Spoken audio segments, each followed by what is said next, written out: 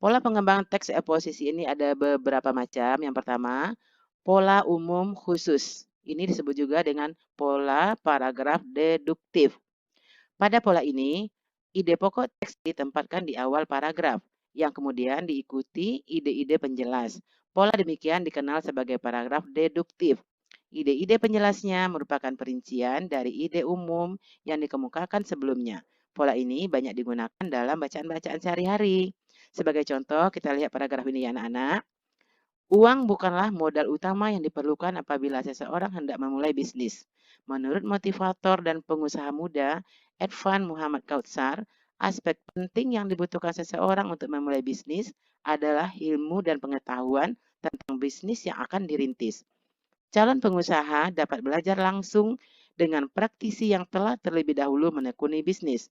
Cara itu memungkinkan para calon pengusaha dapat bereksperimen secara langsung dan memilih bisnis yang sesuai. Kita lihat paragraf ini, ide pokoknya terdapat di awal paragraf. Ini yang berpengertian dari umum, secara umum, yaitu ide pokoknya, uang bukanlah modal utama yang diperlukan apabila seseorang hendak memulai bisnis. Kemudian dilanjutkan dengan ide-ide penjelas dengan kalimat seterusnya. Misalnya kalimat kedua, menurut motivator dan pengusaha muda, Irfan Muhammad Kautsar, aspek penting yang dibutuhkan seseorang untuk memulai bisnis adalah ilmu dan pengetahuan tentang bisnis yang akan dirintis.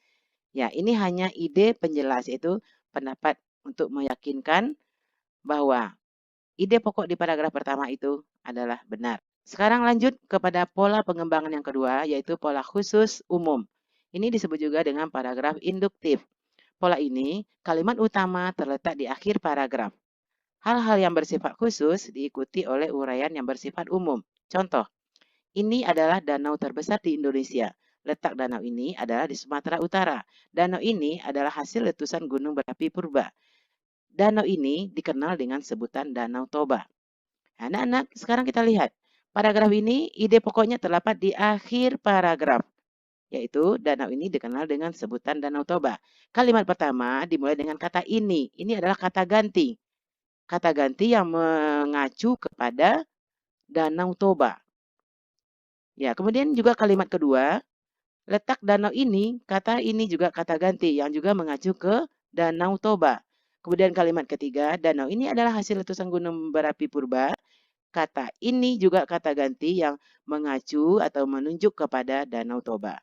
Jadi cukup jelas ya anak-anak, ide pokoknya terdapat di akhir paragraf. Selanjutnya Ibu masuk kepada yang ketiga, yaitu pola ilustrasi.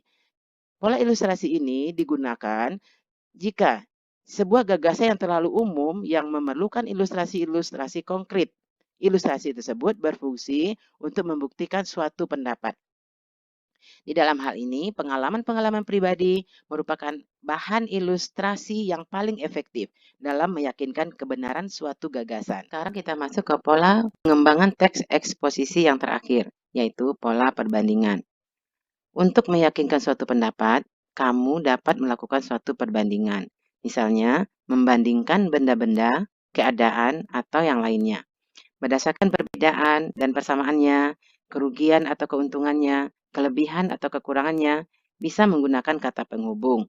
Misalnya, jika dibandingkan dengan, seperti halnya, sama dengan, demikian juga, selaras dengan, sesuai dengan, dan lain-lain.